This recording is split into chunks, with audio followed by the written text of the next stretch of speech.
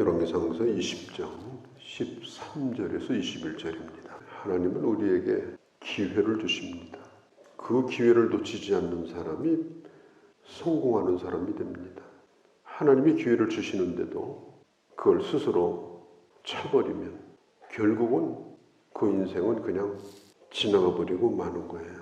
하나님은 사람이 한번 넘어졌다고 실패했다고 그 사람을 끝내지 않습니다.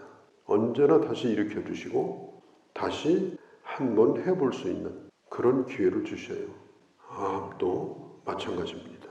아람 왕 베나다시 사마리아를 포위하고 아합 왕을 협박을 하고 있는 가운데 있습니다.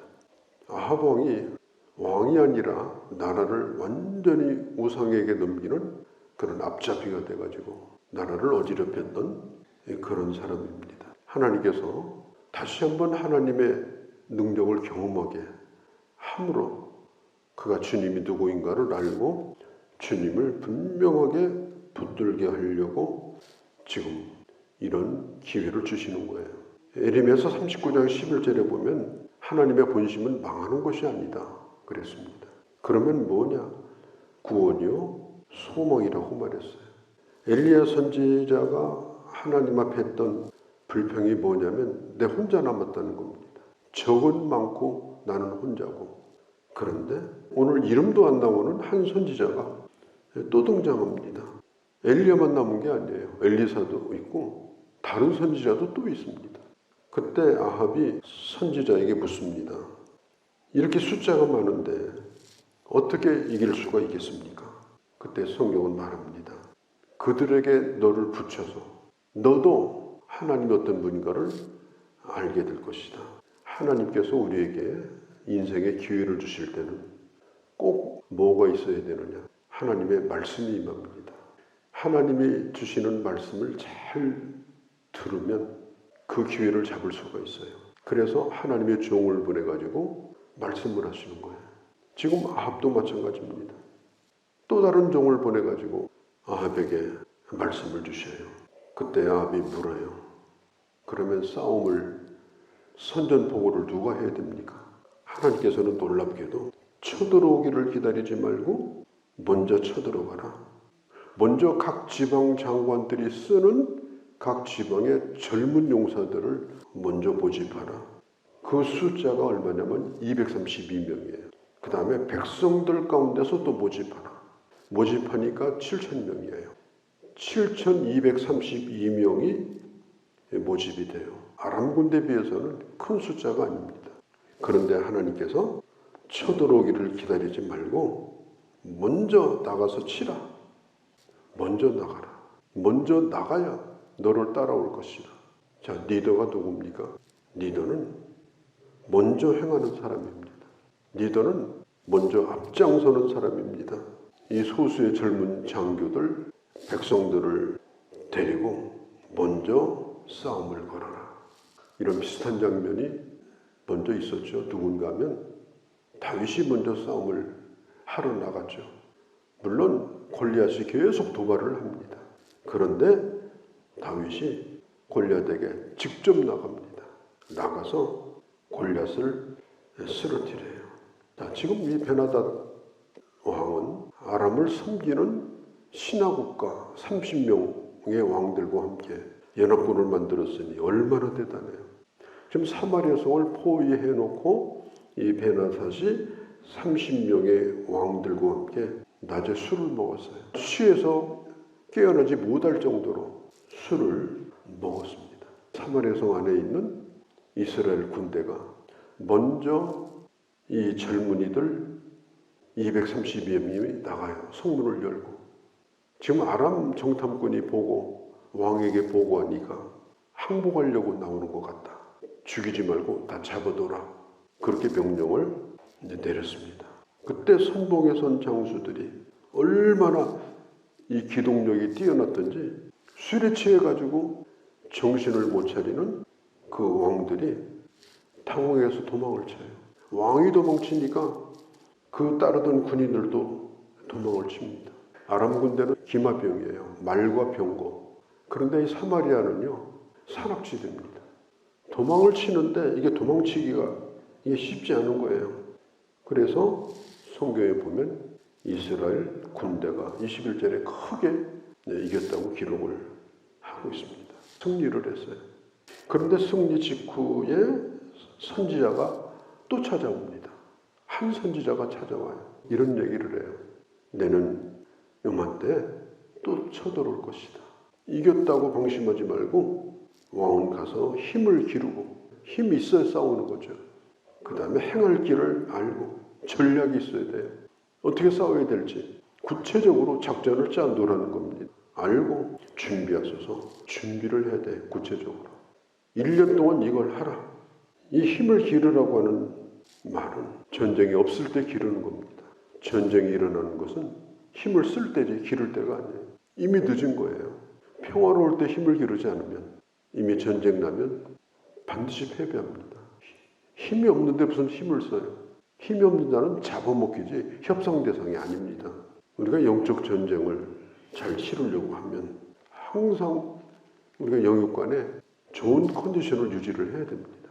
최상의 영적 컨디션을 유지해야 돼요. 그게 뭐예요? 말씀과 기도예요.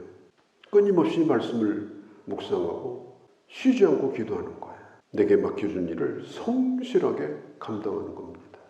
그 다음에 전략을 가지고 있어야 돼요. 내 사명이 뭔지, 오늘 내가 가고 있는 방향이 뭔지, 그런 것들이 분명해야 됩니다.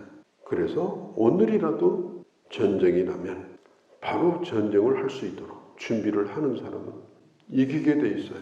에베소서 6장 10절 이후에 보면 영적 전쟁에 대한 얘기가 잘 나오죠. 마귀의 관계를 능히 대적하기 위해서 하나님의 전신갑주를 입으라 그랬어요. 그날 능히 대적하고 모든 일을 행한 후에 서기 위함이라. 서기 위함이라. 그런데 선지자의 말대로 1년 후에 베나닷이 또 쳐들어옵니다. 전에는 사마리아로 쳐들어왔어요. 근데 말 타고 사마리아를 오니까 전쟁이 안 돼. 산악지대에서. 이번에는 국경지대인 아벡이라는 곳으로, 거기는 아주 넓은 평야지대입니다. 아합이 가서 보니까요, 그 넓은 평야에 수를 헤아릴 수 없을 만큼 군대가 가득했어요. 군단 병력과 중대 병력이 싸우는 거나 똑같아요. 이건 보통 지금 위기가 아닙니다. 그런데 하나님의 뜻은 뭐냐? 한 선지자가 얘기하는 거예요. 이번 전개도 승리합니다. 그리고 이제 7일간을 이제 대치를 해요. 7일간. 그날 전쟁에서 보병이 10만 명이 죽습니다. 어떻게 싸우는지는 안 나와요. 도대체 그 어마어마한 군대와 어떻게 싸워서 이겼는지 이게 나오지 않습니다. 약 10만, 한 2천 되는 군대거든요. 이제 그들이 성 안으로 다 도망을 쳤어요. 그런데 그 성이 무너져가지고 나머지 그 2만여 명 되는 군대도 다 죽임을 당합니다. 이제 왕만 어느 집에 들어가서 숨었어요. 신하들 몇 명하고. 그러니까 신하들이 얘기합니다. 가서 머리를 조아리고 당신의 종이 되겠다고 얘기하십시오. 죽이든 살리든 처벌에 맡기겠다고 얘기하십시오. 목숨만 살려달라고 얘기하십시오. 베나닷이 신하들의 말을 들어요. 이 베나닷이 누구예요? 얼마 전에 아방에게 와서 협박하던 왕이에요. 너는 내 종이 될 것이고 네 여인들도 다 내 것이고 왕궁에 있는 재산도 신하들의 재산도 다 내 거다. 그러면서 협박을 하던 그 사람이 바로 이 베나닷이에요. 우리가 기억할 게 뭐냐? 세상이 가지고 있는 권력이라고 하는 것은 이렇게 허무한 겁니다. 우리 정치판을 보세요. 나라를 보세요. 그렇게 힘이 있던 국가도 한번 허물어지고 힘이 있던 사람도 권력에서 내려가면 그건 아무것도 아니에요. 오늘 베나닷이 그런 상황이 됐습니다. 이렇게 굴욕적으로 나오게 되니까 이 아방이 감동을 받아가지고 뭐라고 얘기하느냐? 내 형제요 이렇게 말해요. 이건 완전히 이게 정신이 나가버린 겁니다. 자기가 무슨 성군이나 된 것처럼 내가 너를 용서할 테니까, 내가 너를 품을 테니까 내 형제가 되라. 그러니까 베나닷이 형님 그러고 아합의 손을 붙들게 된 것입니다. 그리고 동맹을 맺어요.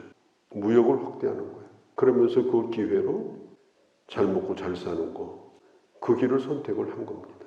적과 친구가 돼가지고 이렇게 하고 있는 것입니다. 빼앗은 성도 다 돌려주겠다고 약속을 합니다. 우리는 적과 동침하는 자들이 아닙니다. 악한 사단의 역사와 어두운 영과 싸우는 자들입니다. 그들과 손을 잡고 좋은 일을 도모하는 게 아니에요. 인본주의가 그겁니다. 사역을 인본주의로 하는 거. 그게 바로 적과 동침하는 거예요. 백전백패합니다. 결국은 적에게 먹히게 될 겁니다. 이 아합은 오히려 더 교만해져가지고 자기가 다 결정해가지고 하나님이 주신 기회를 또다시 이렇게 덮어버리고 마는 겁니다. 인생은 뭐냐? 인생은 실패로 끝나는 것이 아니라 하나님이 주시는 기회를 정말 지혜롭게 잘 잡아서 하나님을 영화롭게 하는 그것이 바로 인생의 하나님 우리에게 시간을 주신 이유다. 하나님의 말씀 가운데 하나님의 지혜를 얻고 나도 하나님의 사람 되고 교회도 교회가 되어지고 그래서 우리에게 주신 이 복음을 지키고 하나님을 영화롭게 하는 그런 귀한 주의 자녀들이 또 우리 교회가 되어야 할 줄로 믿습니다. 거룩하신 우리 아버지, 오늘 이스라엘의 이 긴 역사를 짧은 시간에 보았습니다. 하나님은 오늘 또 다른 기회를 주셔서 그 실패를 딛고 하나님이 함께 하심을 경험하게 하십니다. 우리의 연약함을 주께서 너무나 잘 아시는 주님, 우리의 적이 누구인지 알게 하시고 언제든지 영적으로 최상의 모습으로 굳게 서서 아버지 이 땅 가운데 하나님의 사람으로 승리하게 하시고 그리고 하나님의 역사를 이 땅에 증거하며 드러내는 우리와 또한 우리 교회가 되게 하여 주시옵소서. 우리 주 예수님의 이름으로 기도하옵나이다. 아멘.